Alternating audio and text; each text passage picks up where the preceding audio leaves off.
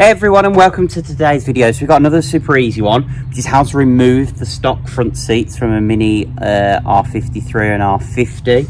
So to be honest, it's the same process for the R56, R50, etc. Now, one of the big warnings is this tag here, airbags. So there's airbags in these seats.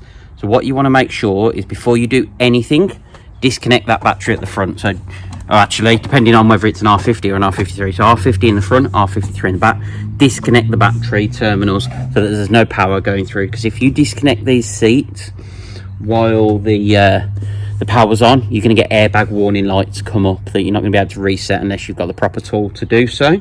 So if you're swapping to upgrade, so let's say you've got part leathers like these, you want to upgrade to full leather, disconnect the battery, swap the seats over, reconnect it, and it'll be absolutely fine as long as you connect all the connectors underneath. If you're going for aftermarket bucket seats, that's another problem.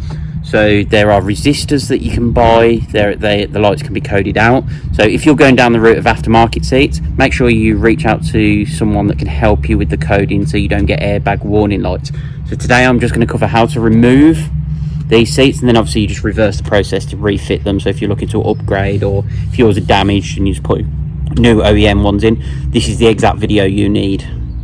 So let's show you exactly what we need to do. So ignoring the grimy interior, because I haven't cleaned this car since I purchased it, you can see if you slide the seat all the way back, you've got a socket, a bolt there, a bolt just in here, and then if we slide the seat forward, you can see we've got the same bolt there and another one just at the back there.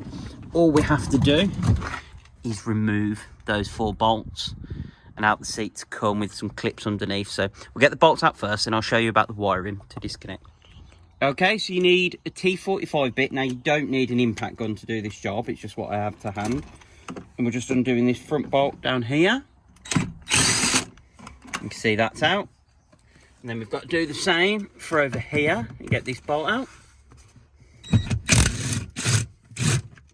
Okay, and then what we'll do is just slide this out, and then if we slide the seat forward as far as you can,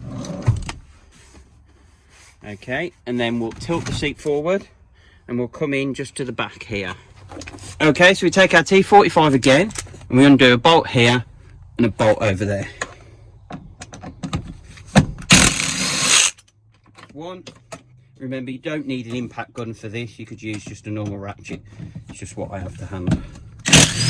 I'm doing a lot bigger jobs on the car at the same time. That is definitely overkill. Okay, so now those two are out, we're going to fold the seat forward and show you the clips underneath.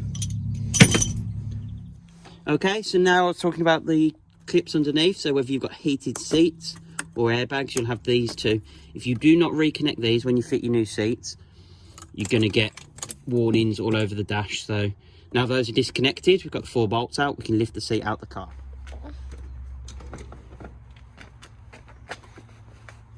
So you can see we've got lots of room now to work in the car. So if you're replacing your seat, just plonk it back in the same place and do those 4 bolts up and reconnect these two before you reconnect the battery, and you'll be all good. Okay, so that's the front seat out. Now to do the driver side is exactly the same, so I'm not going to show you that one. Just repeat the process of the 2 clips underneath and the 4 bolts. So if you found that video useful, please hit that thumbs up button, like and subscribe so you get notifications every time we upload new content for the Minis. Thanks for watching, and we'll see you in the next video. Ooh.